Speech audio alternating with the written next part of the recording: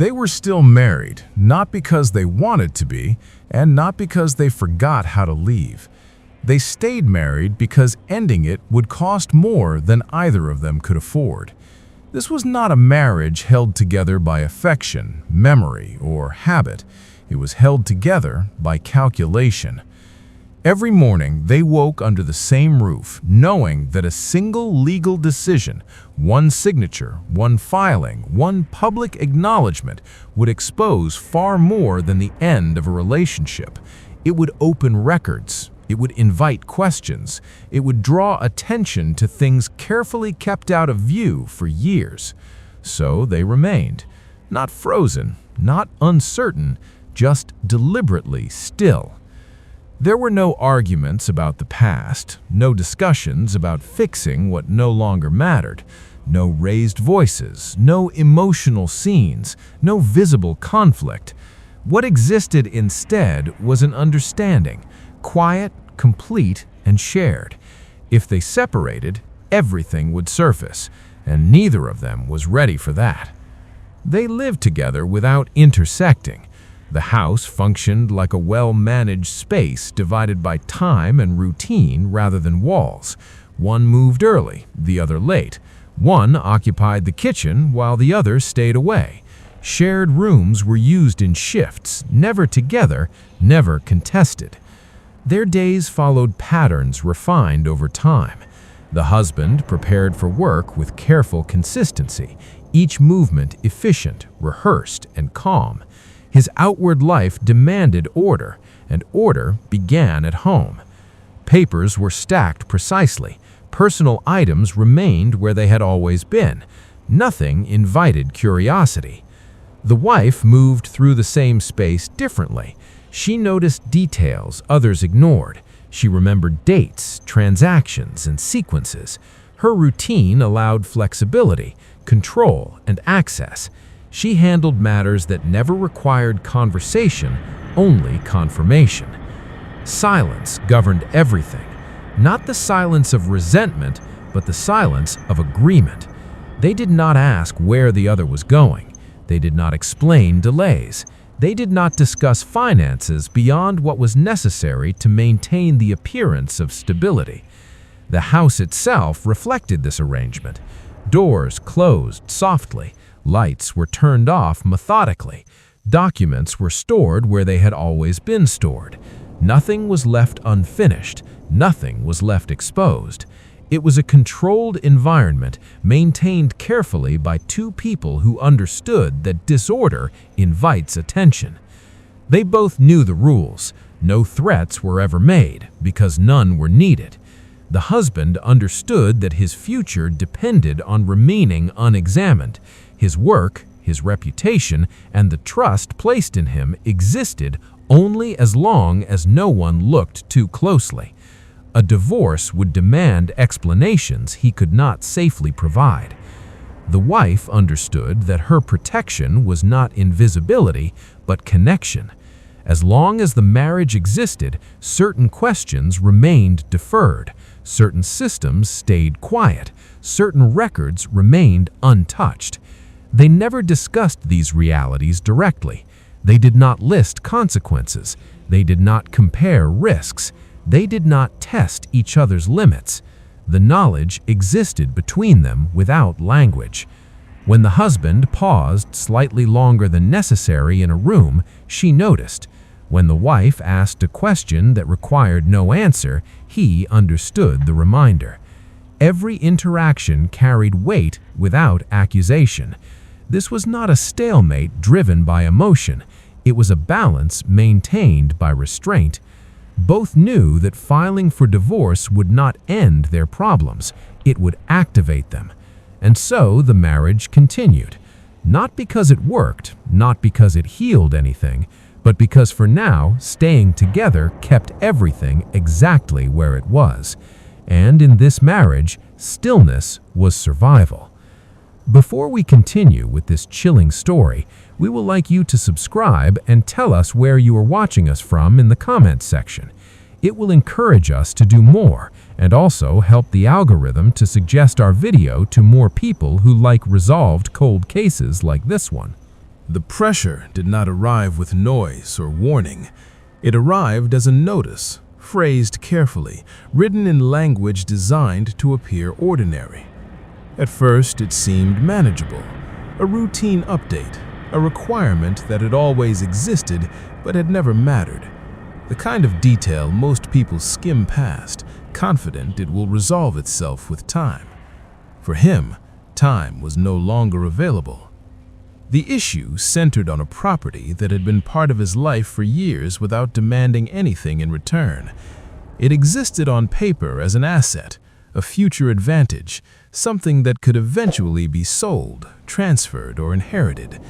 It had remained inactive, untouched by urgency, because the conditions attached to it had not yet matured. Now, those conditions were active. A clause that had once been theoretical had become enforceable. An inheritance provision tied to marital status, a contractual requirement that depended on clear separation, a legal framework that recognized no ambiguity. The message was simple. The property could not move forward while the marriage remained intact. No sale, no transfer, no resolution. And without resolution, the financial structure around it would begin to strain. What made the situation difficult was not the property itself, but what it represented. It was tied to documents, to timelines, to ownership records that required confirmation rather than assumption. Each step forward invited verification. Each verification invited attention. Divorce was no longer a preference, it was a requirement. He understood this immediately. He had built his life around understanding requirements, reading systems, anticipating expectations. His career depended on compliance, on appearing complete, stable, and uninterrupted. The property had introduced a variable he could not ignore. He began consulting quietly, not asking direct questions, but confirming limits. What could proceed without formal separation? What would trigger review? What documentation would be requested once the process began? The answers were consistent. There was no alternative path. Remaining married kept the property locked. Divorce opened it. And once opened, everything connected to it would be examined. That was the problem. His public identity had been built carefully over time. It rested on consistency, on qualifications that no one questioned because they had never needed to, on a professional record that appeared seamless and complete. Stability was the foundation. Colleagues trusted him. Institutions relied on him. His position existed because it fit cleanly into a structure that rewarded order and continuity.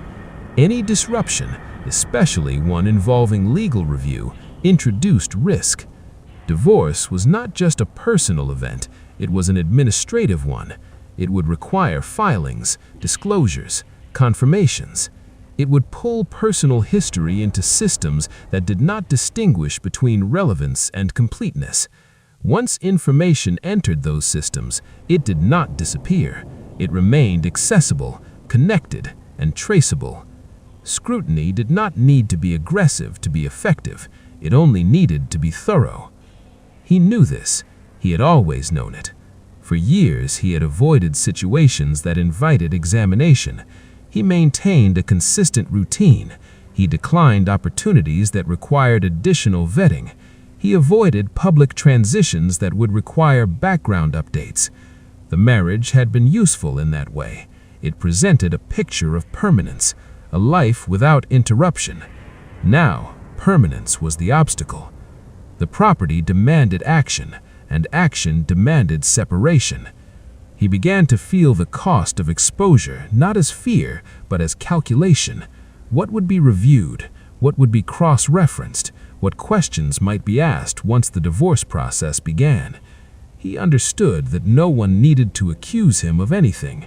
Systems worked through confirmation, not confrontation. They compared records. They matched timelines. They noticed inconsistencies when information was presented in new contexts. Divorce would create new contexts, and with them, irreversible consequences. This was why the request had to be handled carefully. He did not rush into it. He did not express urgency. He did not frame it as desire or dissatisfaction. That would raise suspicion. That would invite questions about motive. Instead, he approached it as a logistical necessity. He waited for a moment that felt neutral, a conversation about documents, a reference to future planning, a comment about unresolved assets. He spoke calmly, without emphasis. He mentioned that certain matters could not proceed while they remained legally connected, that advisors had flagged issues, that it might be practical to consider formal separation. He did not say the word immediately. He described it as a step, a process, a solution to an administrative problem. There was no mention of emotion, no discussion of their relationship, no attempt to revisit the past. He framed it as something external, something imposed by circumstances rather than chosen. Her response came without delay. She did not ask for clarification. She did not ask for time. She did not challenge his reasoning. She declined, calmly, directly, without justification. There was no raised voice, no visible reaction. Her tone remained level, almost procedural. She said it was not possible. Not now, not under these conditions. He understood immediately that this was not hesitation, it was refusal. She did not explain herself because she did not need to. The explanation existed between them, unspoken and fully understood.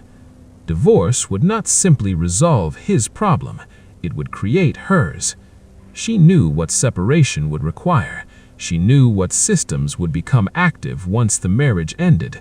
She understood that certain protections existed only because of their legal connection. As long as they remained married, some questions stayed deferred, some records remained quiet, some reviews remained unnecessary. Marriage, in this context, was not a bond, it was a buffer. By refusing, she was not opposing him, she was maintaining equilibrium. He recognized this instantly. He also recognized that pushing further would be dangerous. Pressing for reasons would imply ignorance, and ignorance was not believable between them. So he did not argue. He acknowledged her response. He nodded. He adjusted his expectations outwardly, even as the pressure continued to increase inwardly. The deadline attached to the property did not disappear because she refused. It remained fixed, indifferent to their arrangement. Advisors would continue to follow up. Notices would continue to arrive. Questions would continue to surface. He was trapped between urgency and restraint. He could not force the divorce without consequences. He could not abandon the property without financial and legal fallout. He could not explain the urgency without revealing too much, and she knew this.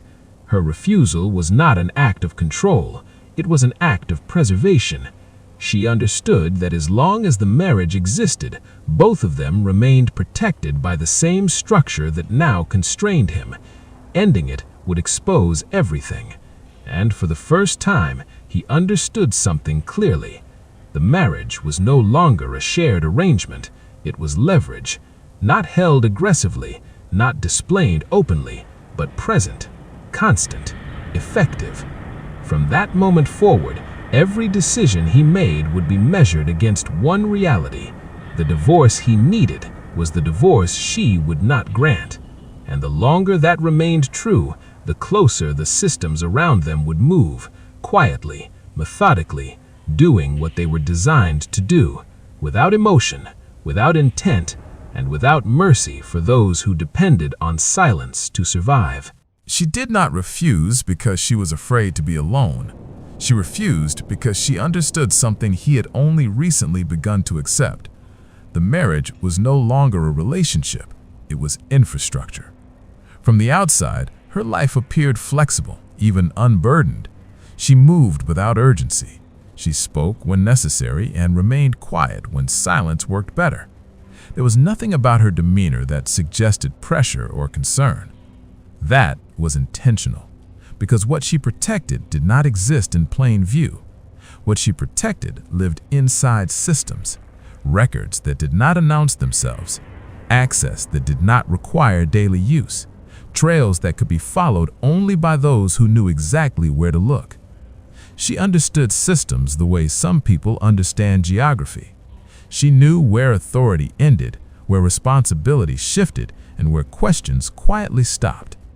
Over time, she had learned which processes required attention and which ones functioned best when left undisturbed. The bank was not just a building or an institution to her, it was a structure of order, a place where information could be stored without judgment, where sequences mattered more than motives, where access was governed by protocol rather than curiosity.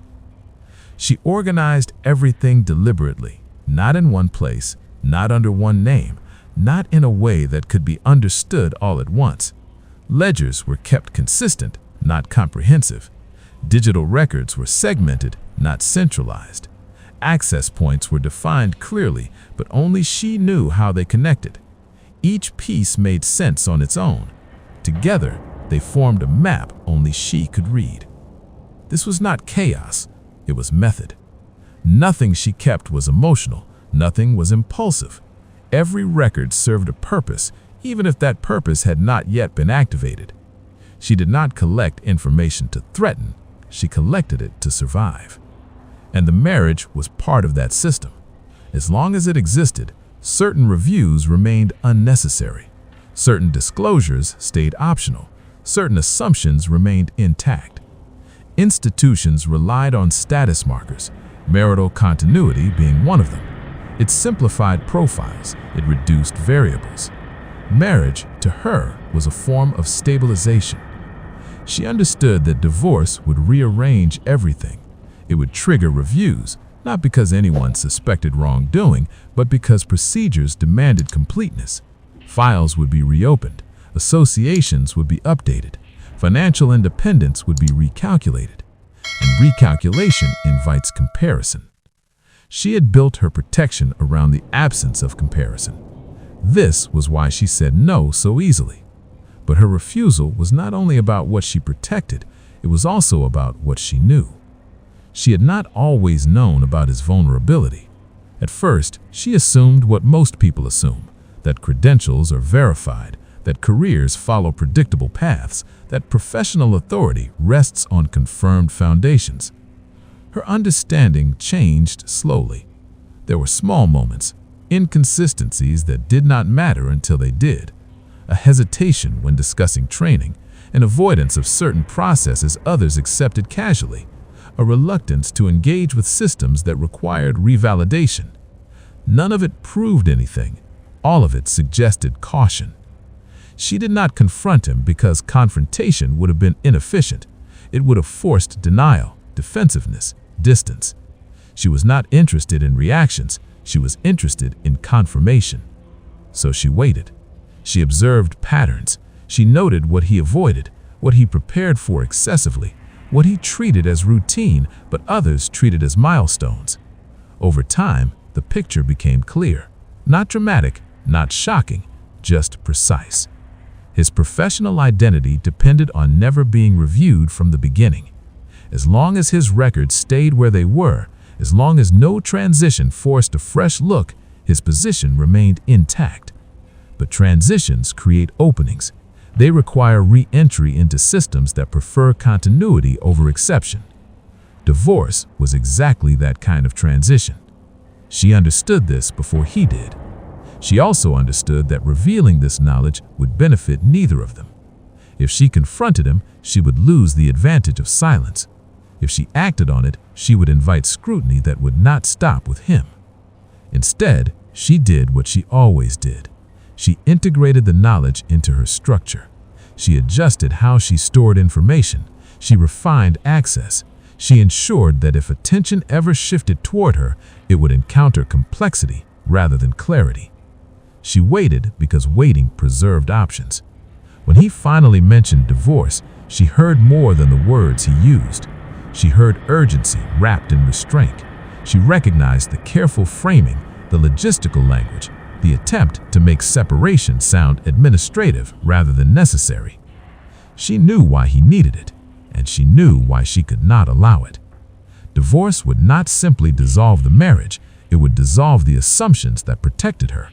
It would mark her as an individual rather than part of a unit. That shift alone would require updated records, reassessed profiles, new documentation.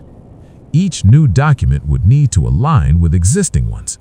Alignment was dangerous. Staying married delayed that process.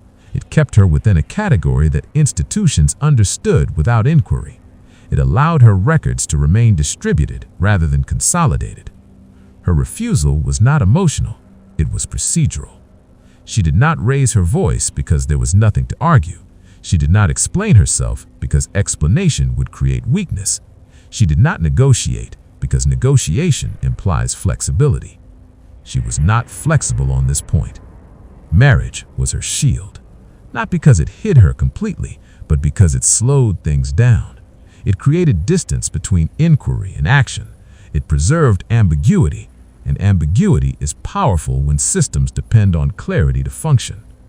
By staying married, she controlled the pace. She knew that time favored the prepared, not the urgent. He needed resolution quickly. She needed delay indefinitely. As long as they remained legally connected, the structure held. His vulnerability remained unexamined. Her records remained undisturbed. The property remained locked but stable. Stability mattered more than access. She understood that once the divorce process began, neither of them would control what followed. Systems would take over. Processes would unfold according to rules that did not consider intent or history. Protection would dissolve quietly, not dramatically. Her refusal was not defiance, it was containment. She was not trapped in the marriage, she was anchored by it. And in that anchoring, she held more power than he realized. Because the one who can wait controls the outcome. As long as she said no, the divorce remained impossible.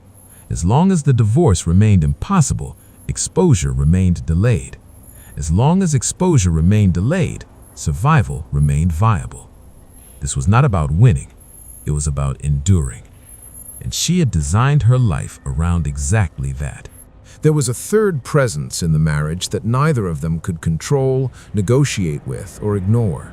It did not speak. It did not react. It did not care about intention or restraint. It existed on paper, in records, in clauses written long before either of them understood what those words would eventually require. The property had always been there. For years, it had been referenced casually, described as future potential, treated as something that would eventually resolve itself. It was discussed in abstract terms, location, estimated value, long-term planning, never as an active force. But it was never just an asset. It carried a history that had not fully settled, ownership that had passed through hands without final clarity, documentation that had been accepted but not confirmed with the finality institutions prefer. There were dates that did not align perfectly, transfers that relied on assumptions rather than complete verification. None of this had mattered while the property remained dormant. Dormancy is a kind of protection. As long as nothing changes, systems do not demand answers. As long as assets do not move, records remain undisturbed. But movement changes everything. The property was now positioned to move. Conditions attached to it had matured. Deadlines had activated clauses that could no longer be deferred. What had once been theoretical became enforceable. What had once been optional became mandatory. It was locked behind legal conditions that did not recognize personal circumstances. Marriage was one of those conditions. As long as the marriage existed, the property remained frozen in a state of unresolved status, not owned, not transferable, not fully accessible. It existed, but it could not be acted upon. Divorce would unlock it, and unlocking it would do more than release value. It would release attention. Because property, when it moves, leaves a trail. That trail requires confirmation of identity, confirmation of status, confirmation of legitimacy. Every document connected to the property would need to align with current records. Every name would need to match. Every claim would need to be supported by documentation that held up under review. This was where money, legitimacy, and proof converged. The property represented value, but value alone was not the risk. The risk was what had to be presented to justify that value. For the husband, the property was tied to financial stability and future positioning. It was meant to resolve obligations, settle accounts, and provide leverage in a world that rewarded those who appeared complete and unencumbered. But to claim it, he would need to engage with systems he had spent years avoiding, systems that did not accept continuity as proof, systems that verified from the beginning. For the wife, the property was something else entirely. It was connected to records she understood too well, to transactions that existed within structures she had learned to navigate carefully, to histories that relied on controlled visibility rather than complete transparency. The property linked their vulnerabilities. It connected his need for legitimacy with her need for distance from inquiry. It sat at the intersection of their risks, a place where neither of them could proceed without affecting the other. And it could not change hands quietly. Property transfers invite attention because they involve permanence. Once ownership is confirmed, it becomes part of public record. It creates reference points for future verification. It establishes facts that cannot be easily adjusted later. Quiet arrangements work best when nothing becomes permanent. This was permanent. They both understood that once the property process began, it would not pause for personal negotiation. It would proceed according to rules that existed independently of their intentions, and those rules were designed to reduce ambiguity. That was when the systems began to notice. Not because anyone suspected wrongdoing, not because accusations had been made, but because processes require consistency, and consistency was now being tested. Lawyers began asking for updated documentation, not urgently, but thoroughly. Registries requested confirmations that had not been required before. Banks initiated standard reviews connected to potential asset movement. Each request was reasonable on its own. Together, they formed a pattern. Silence became harder to maintain, not because either of them spoke, but because systems do not rely on silence. They rely on completeness. Every form requested created a decision point: what to provide, what to defer, what to explain later. Each choice carried consequences. The husband felt this pressure acutely. He had always relied on predictability, on knowing which interactions were safe and which ones required avoidance. Now, interactions were multiplying. The property demanded engagement, and engagement invited review. He responded carefully. He provided what was necessary, nothing more. He avoided acceleration. He delayed where delay was still permitted. But delays have limits. Institutions accept patience, not evasion. The wife felt the shift differently. She recognized the signals immediately.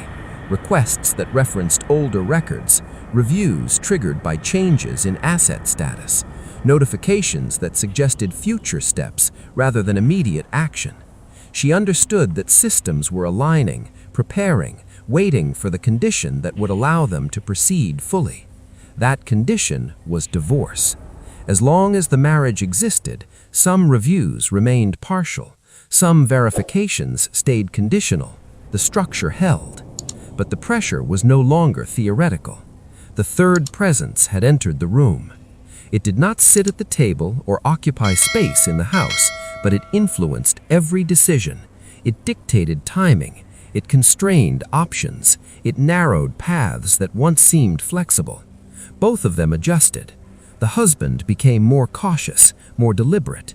He measured each interaction, aware that mistakes now carried weight beyond personal consequence.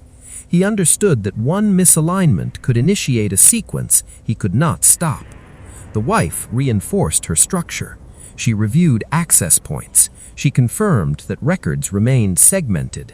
She ensured that nothing new connected too easily to what already existed. They did not discuss the property directly. They did not argue about it. They did not plan around it together. Its presence did not require conversation. It was understood. It had become the focal point around which everything else rotated. The marriage no longer existed for protection alone. It existed to delay the moment when systems would fully engage. And systems are patient. They do not hurry. They do not threaten. They wait until conditions are met. Every letter, every request, every review carried the same implication. Movement was coming. The only question was who would lose control first. Not through confrontation, not through exposure chosen deliberately, but through process, through the steady advance of procedures designed to clarify what had been kept deliberately unresolved. The property did not accuse either of them. It did not take sides. It simply existed as a fact that required resolution. And in that requirement, it applied pressure more effectively than any argument ever could. Because unlike people, systems do not negotiate. They only proceed. Control did not arrive loudly. It entered the marriage through small, almost invisible changes, adjustments that could be explained away if questioned, yet were never meant to be questioned at all. Files were copied, not removed, not altered, simply duplicated, the kind of action that leaves the original untouched while creating a separate version elsewhere. It did not interrupt systems or raise alerts. It created insurance. Access points shifted. Passwords were updated under the justification of routine security. Permissions were reviewed and narrowed slightly, never enough to cause denial, just enough to require delay. Shared visibility became segmented visibility. These were not aggressive moves. They were defensive gestures made to feel ahead of events that had not yet occurred. Each believed they were restoring balance. The husband adjusted how and when he interacted with records connected to the property. He altered routines that had become predictable over time. Meetings were rescheduled. Correspondence was routed through intermediaries. Nothing stopped, everything slowed.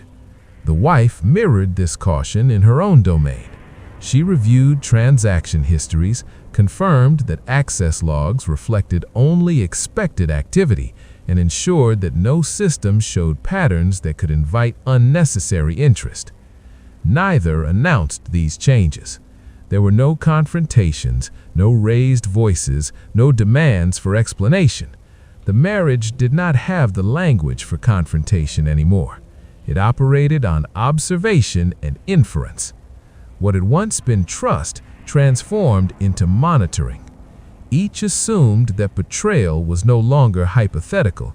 It was expected, even if undefined, not because either had evidence, but because the stakes had reached a level where hesitation felt dangerous.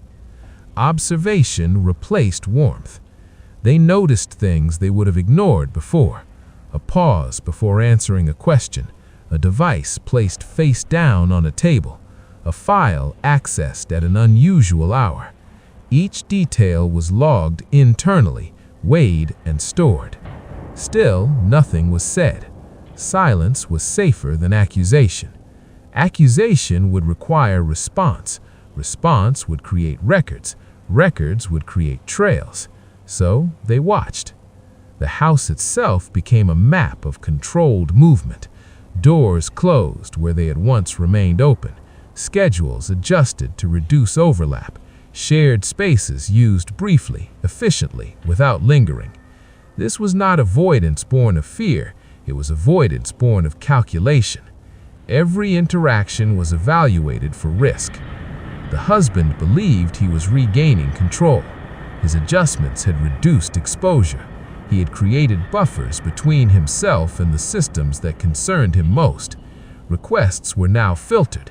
Deadlines were approached cautiously rather than directly. From his perspective, the pressure was easing.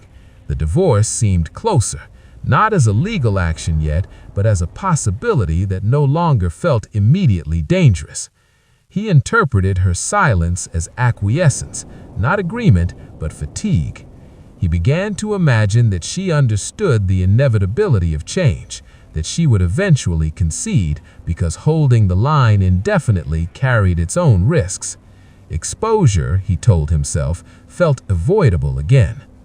The wife reached a different conclusion from the same silence. She believed her adjustments had shifted the balance. Access was now structured in her favor. She could see movements without being seen as clearly. Her understanding of institutional processes gave her confidence that nothing would advance without warning. She interpreted his caution as retreat. From her perspective, he had realized the cost of pushing further. His careful distance signaled acceptance of the current arrangement, not preparation for departure. The marriage, she believed, had restabilized. False security does not announce itself. It settles in gradually, reinforced by the absence of immediate consequences. Each calm day becomes evidence that the strategy is working. Each unanswered concern is interpreted as confirmation rather than delay. They both relaxed, just enough, not into comfort, but into complacency. The monitoring continued, but urgency softened. Adjustments became maintenance rather than escalation. Each believed they had achieved a temporary advantage, a position from which they could wait safely. Neither recognized that control without confrontation has a limit, because control relies on assumptions. The husband assumed that reduced scrutiny meant reduced risk. He did not consider that scrutiny can pause without disappearing. He interpreted silence from institutions as reassurance rather than preparation. The wife assumed that maintaining structure meant maintaining protection.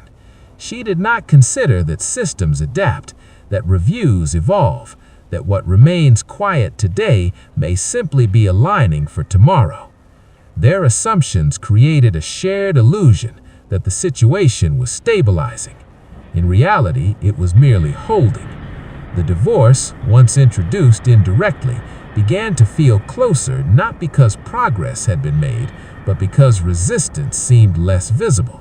The absence of refusal was mistaken for acceptance. But refusal does not always present itself as opposition. Sometimes it presents itself as patience. Each believed they had learned the other's limits. Each believed they understood where pressure would cause collapse. They were wrong in the same way, because neither had accounted for the fact that control exercised quietly still leaves traces. Patterns still form. Systems still register activity even when it appears minimal. Their adjustments meant to reduce attention had actually introduced complexity. Complexity invites review. They did not see this yet. They were still inside the phase where strategies felt effective because nothing had challenged them directly. The marriage continued, not with hostility, but with tension managed through routine. Meals occurred at separate times, conversations remained functional, decisions were made independently. The house was calm. That calm reinforced the belief that the worst had been avoided. Each believed that if exposure was coming, there would be signs, a letter, a call, a demand that could not be delayed. None arrived, and so confidence grew. The husband allowed himself to think about timelines again, about how soon change could be initiated, about how little remains to be resolved before movement could occur. The wife allowed herself to think about endurance, about how long the structure could hold if nothing disrupted it, about patience could outlast urgency. They did not share these thoughts. They did not need to. They existed in parallel, each convinced that advantage had shifted just enough to justify waiting. False security is most effective when it feels earned. They believed they had earned it through restraint, intelligence, and careful management. What they did not see was that their restraint had synchronized them. Their careful management had aligned their actions in ways that made patterns easier to detect. The systems they feared did not react to emotion. They reacted to alignment, and alignment was forming. But for now, the house remained quiet. The divorce still seemed possible. Exposure still felt avoidable. Control still felt obtainable. And that belief, shared but unspoken, was the most fragile structure of all. The shift did not begin with a letter marked urgent. It did not begin with a phone call or a warning tone. It began as routine. A scheduled process moved forward as it always had, according to timelines set long before either of them realized how dependent they had become on silence. No one announced it. No one escalated it. The system simply continued doing what it was designed to do. A review. Not an investigation, not a challenge, just verification. At the bank, a procedural cycle reached its turn. Records connected to long-held accounts were flagged for alignment checks. Documentation tied to dormant assets was reopened, not because of suspicion, but because time itself requires confirmation. Ownership must be reaffirmed. Access must be revalidated. Digital trails must still make sense when examined years after they were created. Nothing about this step was personal. That was the most dangerous part. The system did not care about motives. It did not measure intent. It did not consider history. It compared records against each other and noted where alignment no longer held. Small discrepancies surfaced first. Dates that no longer matched across documents. Authorizations that reflected outdated assumptions. References that depended on circumstances that had quietly changed. No alerts were triggered yet. No questions were sent. The system recorded the inconsistencies and moved them into a queue designed for clarification. Elsewhere, in legal registries connected to the property, another routine action unfolded. A review of unresolved holdings, conducted periodically to ensure compliance with updated standards. Files were reopened to confirm that required conditions were still valid, that signatories remained accurate, that linked parties still met criteria established years earlier. Again, no accusation, only confirmation.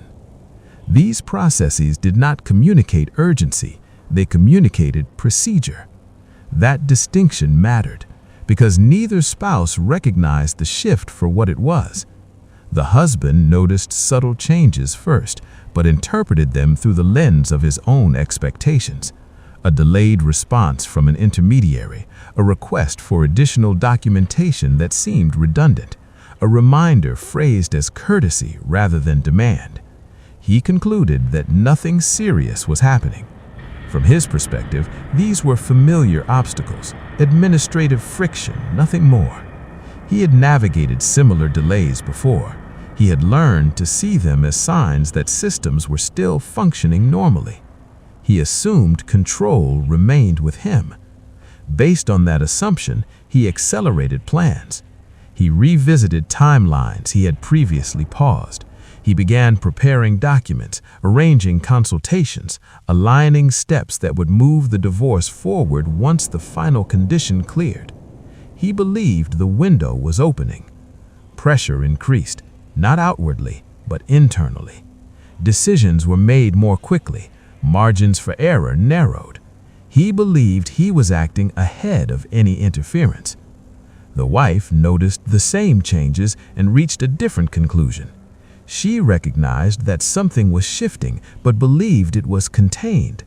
To her, the requests and reviews felt like maintenance, not movement.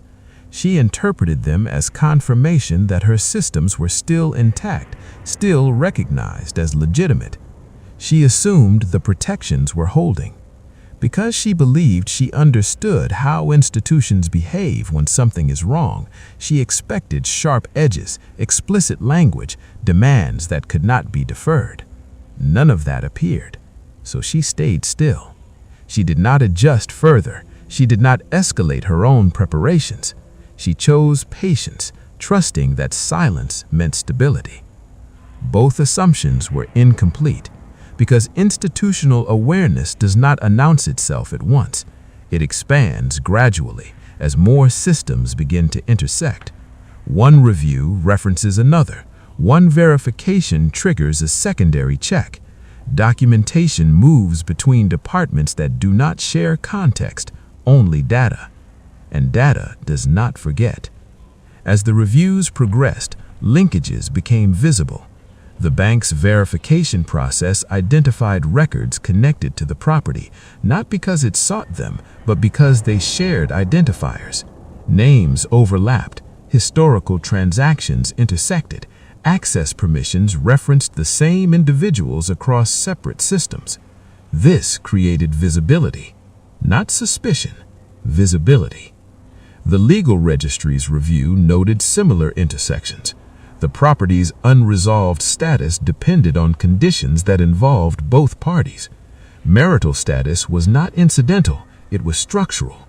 Any change would require cross-confirmation from multiple sources. This alignment triggered additional procedural steps.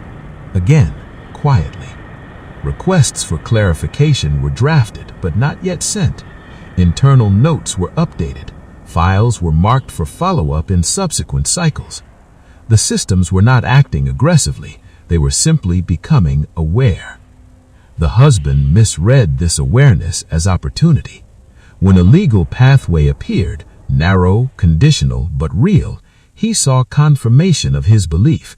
A procedural option surfaced that suggested the property could move forward under certain conditions, conditions that on the surface appeared manageable. To him, this was the opening he had been waiting for. The divorce felt possible again, not emotionally, structurally. He believed if he moved quickly, if he aligned actions correctly, the transition could occur before any deeper scrutiny developed. He believed the window was opening. Pressure increased, not outwardly, but internally. Decisions were made more quickly, margins for error narrowed. He believed he was acting ahead of any interference. The wife noticed the same changes and reached a different conclusion. She recognized that something was shifting, but believed it was contained. To her, the requests and reviews felt like maintenance, not movement. She interpreted them as confirmation that her systems were still intact, still recognized as legitimate. She assumed the protections were holding. Because she believed she understood how institutions behave when something is wrong, she expected sharp edges, explicit language, demands that could not be deferred. None of that appeared, so she stayed still. She did not adjust further. She did not escalate her own preparations. She chose patience, trusting that silence meant stability. Both assumptions were incomplete. Because institutional awareness does not announce itself at once. It expands gradually as more systems begin to intersect. One review references another. One verification triggers a secondary check. Documentation moves between departments that do not share context, only data. And data does not forget. As the reviews progressed, linkages became visible. The bank's verification process identified records connected to the property, not because it sought them, but because they shared identifiers. Names overlapped, historical transactions intersected, access permissions referenced the same individuals across separate systems. This created visibility, not suspicion, visibility. The legal registry's review noted similar intersections. The property's unresolved status depended on conditions that involved both parties. Marital status was not incidental, it was structural. Any change would require cross-confirmation from multiple sources. This alignment triggered additional procedural steps. Again, quietly. Requests for clarification were drafted but not yet sent. Internal notes were updated. Files were marked for follow-up in subsequent cycles. The systems were not acting aggressively, they were simply becoming aware. The husband misread this awareness as opportunity. When a legal pathway appeared, narrow, conditional, but real, he saw confirmation of his belief. A procedural option surfaced that suggested the property could move forward under certain conditions, conditions that on the surface appeared manageable. To him, this was the opening he had been waiting for. The divorce felt possible again, not emotionally, structurally. He believed if he moved quickly, if he aligned actions correctly, the transition could occur before any deeper scrutiny developed. He believed the window was opening. Pressure increased, not outwardly, but internally. Decisions were made more quickly, margins for error narrowed. He believed he was acting ahead of any interference. The wife noticed the same changes and reached a different conclusion. She recognized that something was shifting, but believed it was contained. To her, the requests and reviews felt like maintenance, not movement. She interpreted them as confirmation that her systems were still intact, still recognized as legitimate. She assumed the protections were holding. Because she believed she understood how institutions behave when something is wrong, she expected sharp edges, explicit language, demands that could not be deferred. None of that. The end did not arrive as an argument. There were no raised voices, no final meeting that broke the quiet. What unfolded instead was a sequence of confirmations, each one small on its own, each one impossible to undo once combined. No one accused anyone. The institutions simply continued their work. Records that had lived in separate places were compared side by side. Dates were aligned. Names were matched. Permissions were reviewed against current conditions rather than old assumptions. What had once existed as parallel stories began to converge into a single administrative narrative. Paper trails did what people avoided. The bank's verification cycle completed its pass and forwarded a set of routine clarifications to another department, not as a warning, not as a charge, but as part of standard process. Those clarifications required cross-references.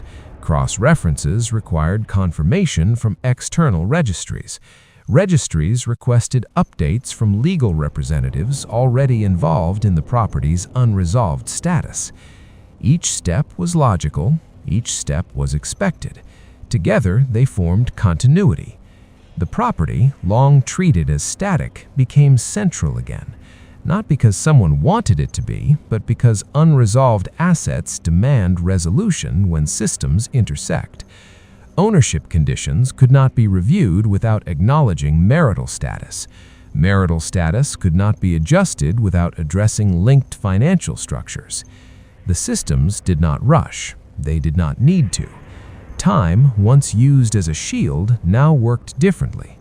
The longer the process continued, the more clarity it produced, and clarity removed the margin both spouses had relied upon. The husband noticed the shift when responses stopped arriving quickly. Requests that once took days now took weeks. Follow-up questions became more specific, more focused on alignment rather than general confirmation. He did not argue, he did not resist, he complied. Each compliance felt like progress, like proof that the system still accepted forward motion. But compliance also connected more dots, strengthened more links, reduced ambiguity further. The wife noticed it when her long-held assumptions stopped holding. Systems that once accepted silence now required updates. Accounts that had remained dormant were referenced again, not with urgency, but with expectation. She did not confront him, she did not change tone. She waited. But waiting no longer preserved distance. It simply allowed processes to complete their cycles without interference. Exposure arrived without spectacle. There was no single document that revealed everything. There was no moment when one truth surfaced and ended the standoff. Instead, fragments aligned. Professional records no longer matched institutional confirmations. Financial histories required explanations that could not be separated from marital context. Access permissions tied to old structures no longer fit updated requirements. None of this required intent to expose. The systems were not seeking wrongdoing. They were seeking coherence.